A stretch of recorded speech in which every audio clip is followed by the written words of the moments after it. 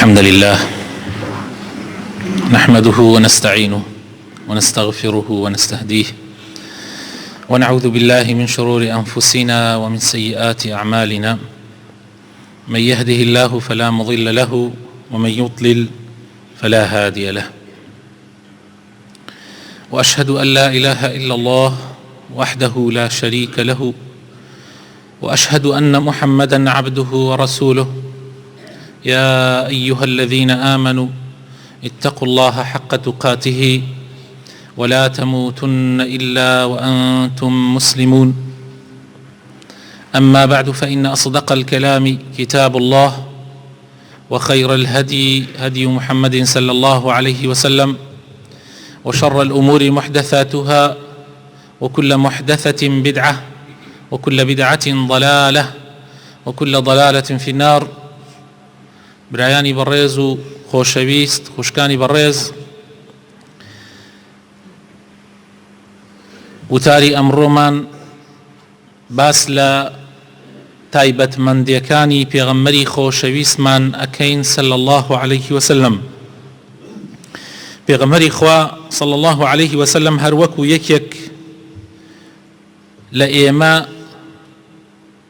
مرۆڤ بووە.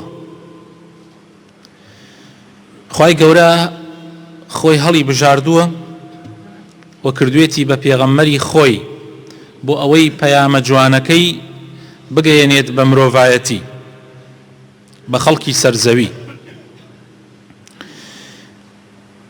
خوای تەعالا پێغەمبەری خوای صلی الله عليه وسلم تایبەت کردووە بە هەندێک تایبەتمەندی کە جیاواز بێ لە پێغەمبەرانی تر یان لە خەڵکی تر.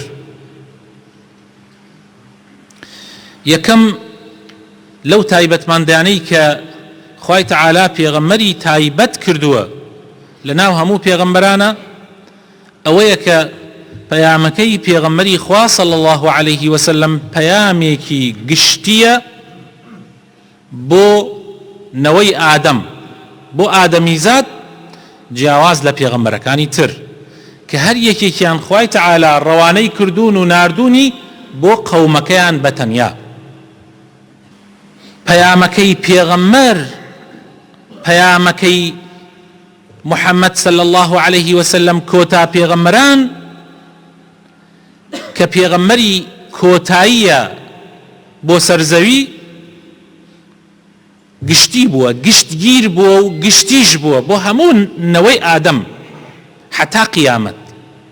بەڵام پێغەمبەرەکانی تر پەیامەکەیان هەر یەکێ بۆ ئوممەتەکەی خۆیان، بۆ قەومەکەی خۆیان بووە.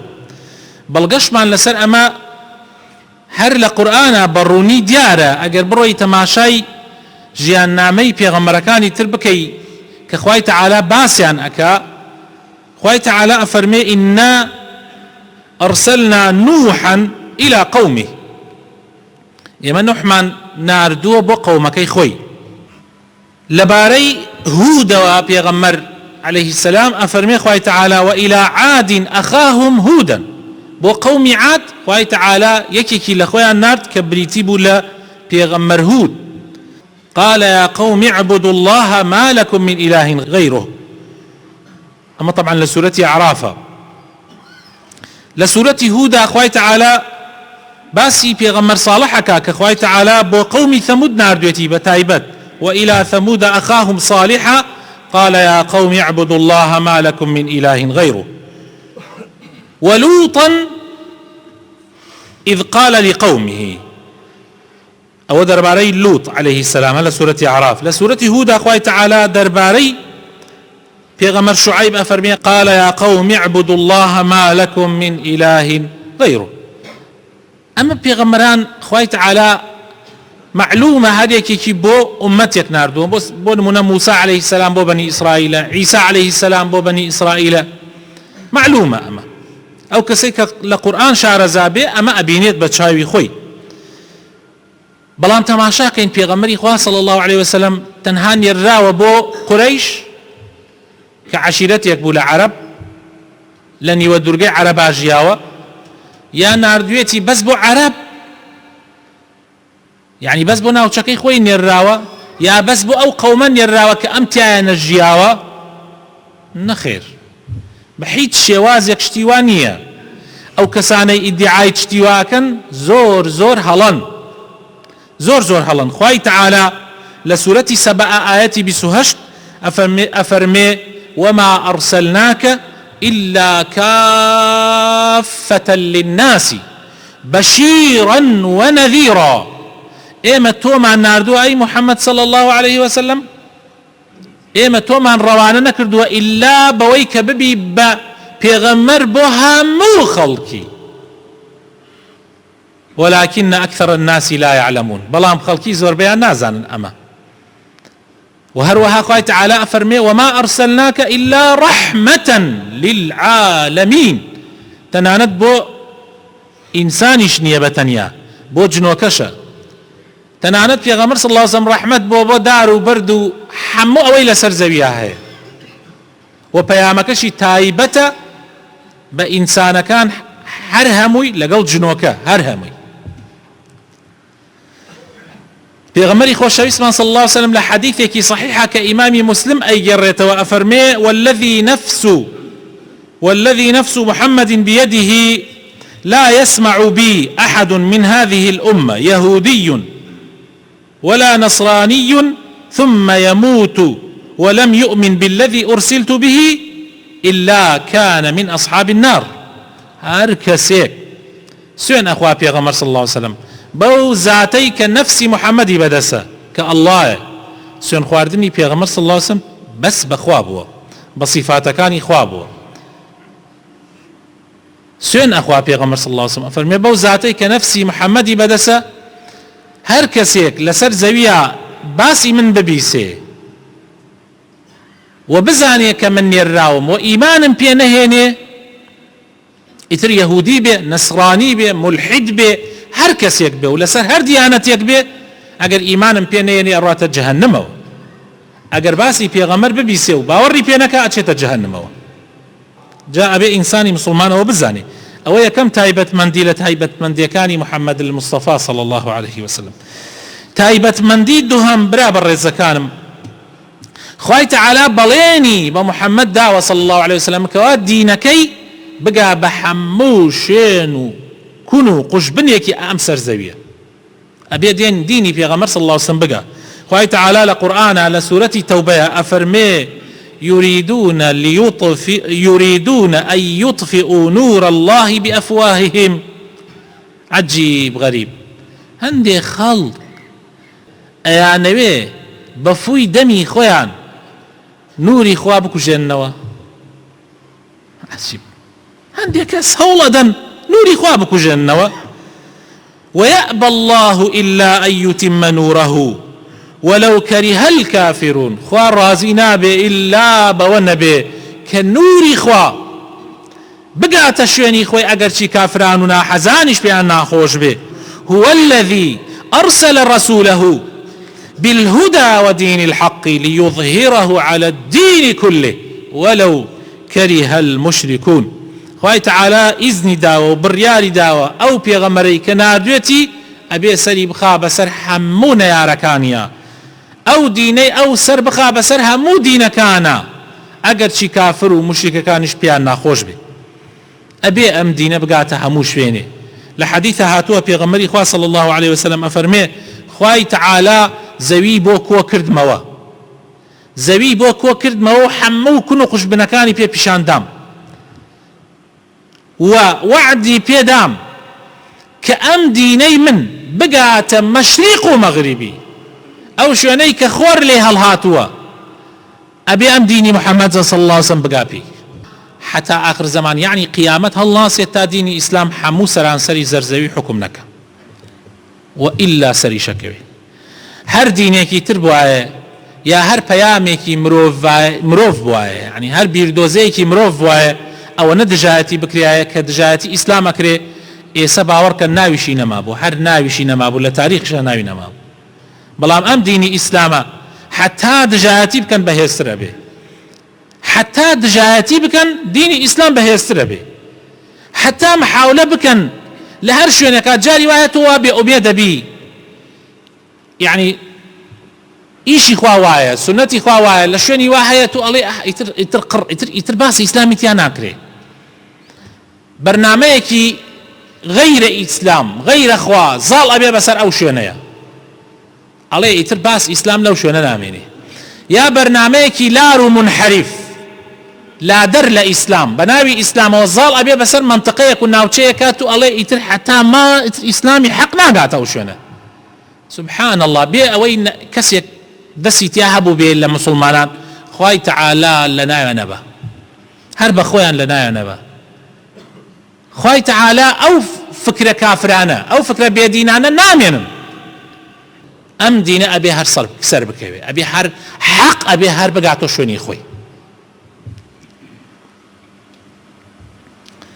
یەکێکی تر لە تایبەتمەندیەکانی پێغەمبەر صلی الله عليه وسلم خوای تەعالا ناوزەندی پێغەمبەری کردووە صلی الله عليه وسلم لە قورئانە کاتێ بانگیەکە خوای تەعالا بە پێغەمبەر بانگیەکە بە یا ئەیوهە الرەسوول یا ئەیوهە النەبی سبحان الله جیاواز لە پێغەمبەرەکانی تر سەر پێغەمبەرەکانی تر خوای تەعالا ئەفەرمێ یا موسا یا عیسى ابن مەڕیەم بەس کاتێ بانگی پێغەمبەرەکە صلی الله عليه وسلم یا ئەیوهە النەبی عەجیبە ئەوەش تایبەتە بە پێغەمبەری خۆشەویستمانەوە صلی الله عليه وسلم یەکێکی تر لە تایبەتمەندیەکانی پێغەمبەری خۆشەویستمان صلی الله عليه وسلم پێغەمبەری خوا سەیید و گەورەی نەوەی ئادەمە لە حەدیثە هاتووە لە حەدیثی شەفاعەتە ئەگەر قسمەت هەبێ درێژی حەدیثەکە لە هەفتەیدا هاتووە باسەکەین پێغەمبەری خوا ئەفەرمێ ئەنا سەیید وەلەدی ئادەم پێغەمبەری خوا صلی الله عليه وسلم گەورەی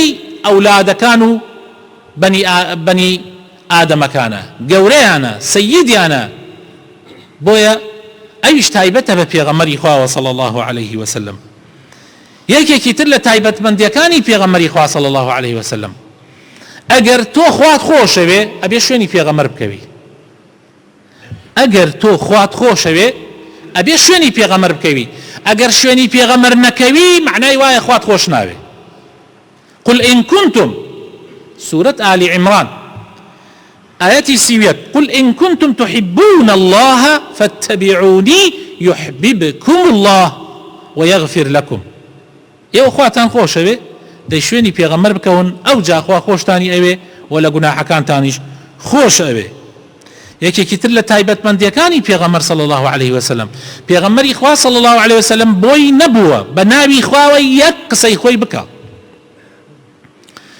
همو ئەبێ بە وەحی بوایە کێشە هاتووەتە بەردەسی کێشە سەدەها کێشە لە سیرەی پێغەمبەرە هەیە صلی الله عليه وسلم هاوردویانتە بەردەسی پێغەمبەری خوا صلی الله عليه وسلم نەیتوانیوە هیچی تیا بڵێ یعنی کابرا هاتووە پرسیارێکی لە پێغەمبەر کردووە یەک وشەی نەتوانیە بڵێ تا وەحی دابەزیوە ئەم جا بانگی کابرای کردووە فەرموویەتی ئەوە مەوزوعەکەی تو ئاوایە وما ينطق عن الهوى إن هو إلا وحي يوحى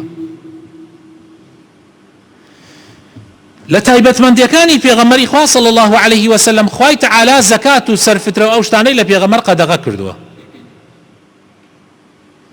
بۆ تا خەڵک نەڵێ ئەم محەممەدە بۆیە ئیدعای پێغەمبەرایەتیەکە تا پارە و پولی ئەو خەڵکە کۆ بکاتەوە بۆ خۆی بیبە نەک لەسەر خۆی لەسەر بنەماڵەکەی لەسەر ئەهل و بەیتەکەیشی حرامی کردووە ڕۆژێکیان حوسەین خورمایەک ئەگرێتە دەسۆ لە خورمای سەدەقە خورمایەک ئەی خاتە دەمی پێغەمبەر صلی الله عليه وسلم دەمی دەرێکە مناڵێکیشە ئەفەرمێ ئەمە بۆ ئێمە حەڵاڵ نییە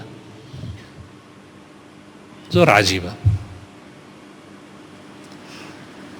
و لە قورئانە چەند جا جەخت کراوەتەوە لەسەر ئەوەی کەوا من داوای ئەجر و پاداشتان لێ ناکەم ئەم قسانەتان پێ ڕائەگەیەنم دوای ئەوە بەرماڵێکدا ناخەم پارە بخەنە سەری لە جیاتی ئەم قسانە بەڵکو پارەی خۆتان نۆشی گیانی خۆتان بێ پیرۆزی خۆتان بێ من ئەمەی کە پێتان ڕاگەێنم ئەمە فەرمایشتی خوای پەروەردگارە بۆیە یەکسەر خەڵک شوێنی ئەکەوت بەڵکو لە پارە و ماڵی خۆی ئەدا بە خەڵک ئەوەندەی لە توانایە هەبوایە پێغەمبەری خوا صلی الله عليه وسلم وەفات ئەکا قەرزارە پێغەمبەری خوا کاتێ وەفات ئەکا بە قەرزاری وەفات ئەکا